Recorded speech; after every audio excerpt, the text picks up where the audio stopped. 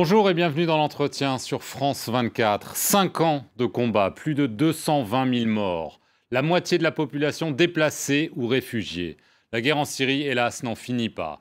En 2011, les Nations Unies ont créé une commission indépendante d'enquête sur la Syrie. Elle a publié à ce jour 11 rapports, tous plus glaçants les uns contre les autres, mais surtout restés sans effet. Crimes de guerre, crimes contre l'humanité, tout y est documenté sur la base de milliers d'interviews. Nous recevons aujourd'hui le président de cette commission, Paolo Sergio Pinheiro. Merci d'être avec nous. Cela fait donc 5 ans que cette guerre dure. Vos rapports, je l'ai dit, c'est un catalogue terrible, terriblement déprimant, je devrais dire, de crimes. Est-ce qu'aujourd'hui, il y a toujours autant d'impunité en Syrie et j'allais dire autour de la Syrie?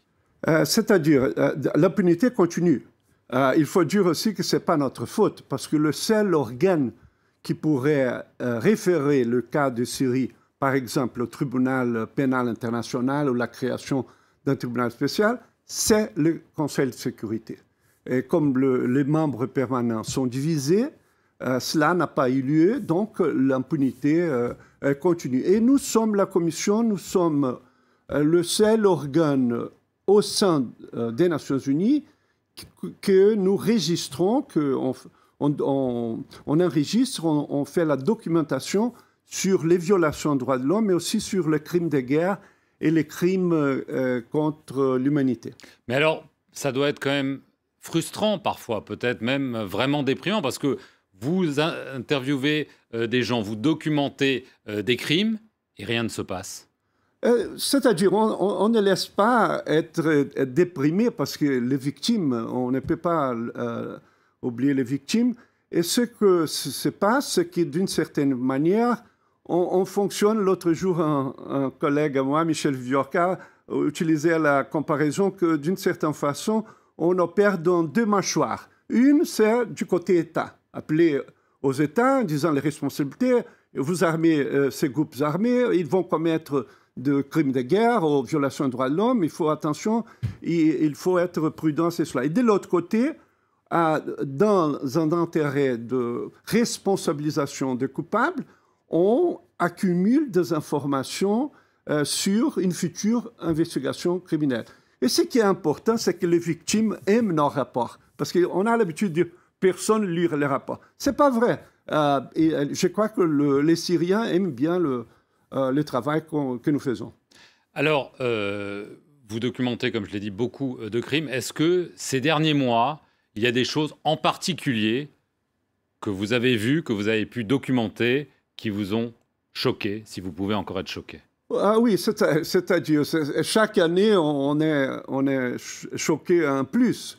Une chose que je trouve barbare, ce sont les sièges. C'est une chose très moyenâgeuse. On encercle un village, une population, et on ne laisse rien entrer, ni les mouvements de personnes, ni les médicaments, ni les denrées alimentaires d'entrer dans les sièges. Ça, c'est absolument barbare. Et tout le monde pratique. C'est simplement le gouvernement. Il y a des groupes armés dans l'opposition, mais aussi les deux groupes terroristes, comme l'État islamique, qui pratiquent ce genre de terribles... C'est un crime, c'est un crime de guerre. De l'autre côté, ce qui s'est aggravé, ce sont les attaques contre les systèmes de santé. Par exemple, le bombardement d'hôpitaux, c'est-à-dire hôpitaux et écoles sont des biens protégés en termes du droit de Genève, du droit international humanitaire. Et dans la dernière année, il y a eu une attaque systématique. Je dis toujours du côté gouvernement et du côté des autres groupes. Et ça, c'est quelque chose qui nous a choqués énormément. Est-ce que, donc vous parlez du gouvernement de Bachar el-Assad, des groupes terroristes, comme sont définis par l'ONU, l'Organisation de l'État islamique, le Front al-Nosra, est-ce qu'il y a d'autres acteurs qui sont intervenus, et on sait qu'il y a beaucoup d'acteurs qui interviennent en Syrie, sont aussi passibles de crimes de guerre? On sait par exemple que Amnesty International a accusé récemment la Russie de délibérément frapper justement le personnel médical qui vient en secours aux victimes. C'est-à-dire, en plus des groupes terroristes et du gouvernement, il faut aussi tenir en compte qu'il y a plusieurs groupes armés qui font ces pratiques. simplement, le gouvernement a une force aérienne. Les groupes rebelles ou terroristes n'ont pas. Après la participation de deux coalitions, la coalition sur le leadership des États-Unis et les attaques de la Fédération russe, on a reçu beaucoup d'allégations. Vous devez considérer que c'est énormément difficile de faire l'investigation.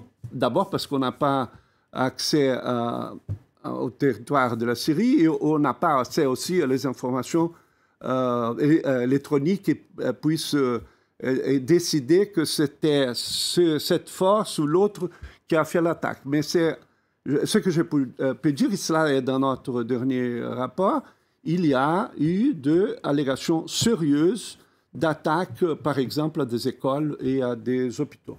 Par qui? C'est par des bombardements, qui on n'est pas, la commission n'était pas capable d'affirmer quelle coalition était responsable de ces attaques.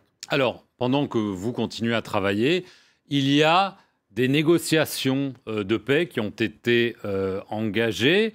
Est-ce que vous pensez qu'au nom de la recherche de la paix, qui est encore très loin, on est d'accord, il faudrait peut-être que la justice s'arrête ou se suspende peut-être pour que certaines parties bénéficient d'une immunité afin de les amener à négocier? D'abord, il faut dire que les négociations marchent bien. C'est-à-dire, mon collègue, l'envoyé spécial... Vous êtes optimiste? C'est-à-dire prudemment optimiste, parce que après les initiatives de Kofi Annan et de Lakhdar Brahim, des gens formidables, mais c'était plutôt des initiatives très formelles. De Mistura était plus flexible. Il a pris une approche kaléidoscopique, c'est-à-dire il n'y a pas de délégation, mais il y a des invités. Il ne se rencontrent face à face, mais des rencontres de proximité. Et deux choses marchent très bien. D'abord, la cessation d'hostilité, cesser le feu. Bien sûr qu'il y a des disrespects dans plusieurs régions, mais dans le tout, ça marche bien. D'autre part, l'accès humanitaire. Alors, ces deux choses marchent bien. Et aujourd'hui, au moment qu'on parle, jusqu'à demain, ces conversations indirectes continuent à Genève. Donc, le chemin vers la paix sera très long. Alors, pour vous répondre au sujet de la justice, la Commission dit qu'on ne peut pas séparer la justice de la paix. Mais il y a des choses qui peuvent être faites sans attendre la fin du processus de négociation. Par exemple, la libération de tous les prisonniers. Parce que commencer par libérer les femmes et les enfants. Aussi la question des disparus. Et la Syrie ne sera pas différente des pays de l'Amérique latine qui ont faire face dans des transitions à ces problèmes. Mais par exemple, l'impunité ou l'immunité, je devrais dire plutôt, pour Bachar el-Assad. Est-ce que c'est quelque chose que, si c'est mis sur la table des négociations, on dit c'est ça la condition pour la paix, est-ce que c'est acceptable pour vous? C'est-à-dire, le secrétaire général, je crois qu'il a dit très bien, c'est-à-dire la négociation ne va pas en avant si on traite M. Assad comme un otage de négociation. À ce moment, on ne discute pas cela, parce qu'il y a un gouvernement provisoire qui devra être établi. De notre part, on est dans la bonne compagnie du haut-commissaire des droits de l'homme, on ne peut pas offrir des immunités, des amnisties politiques. Ça, c'est une position hors de question, du droit international. Ça, hors de question. Mais il faut prendre en compte que ce processus d'accountability, comme on dit en anglais, de responsabilisation, c'est un processus long. Il y a des phases et je dois dire que ce sont des points, par exemple, comme la libération des prisonniers, que de Mistura a pris en compte dans plusieurs moments. Est-ce qu'il y aura une justice un jour pour la Syrie? C'est-à-dire, il faut dire cela à la population. Au Brésil, ça a pris beaucoup de décennies, mais à la fin, et en Argentine, et au Uruguay, et au Chili, et la justice est venue. Alors, vous parlez du Brésil, c'est votre pays d'origine. Vous suivez sans doute l'actualité. La présidente Dilma Rousseff fait face à une procédure de destitution pour son rôle ou le rôle de son parti dans un scandale de corruption. Elle a dénoncé très récemment cette manœuvre comme un coup d'État. Vous qui avez servi dans une commission sous elle, qui connaissez bien le pays, quel est votre jugement? Je crois que la présidente a tout à fait raison d'employer cette métaphore d'un coup. Parce que ce qui est regrettable, c'était qu'un juge de première instance a décidé de faire des écoutes à la présidente de la République. C'est une chose tout à fait irrégulière qu'un ministre, d'ailleurs un ministre de la Cour suprême, il a des jours à casser, à couper cette possibilité. D'autre part, du côté du président de la Chambre des députés, il y a un certain opportunisme en termes de promouvoir ce processus d'impeachment sans des causes, sans des crimes de responsabilité, ce que parle la Constitution, commises par la présidente. Ce qui est regrettable, c'est que le climat d'énorme radicalisation, mais on espère que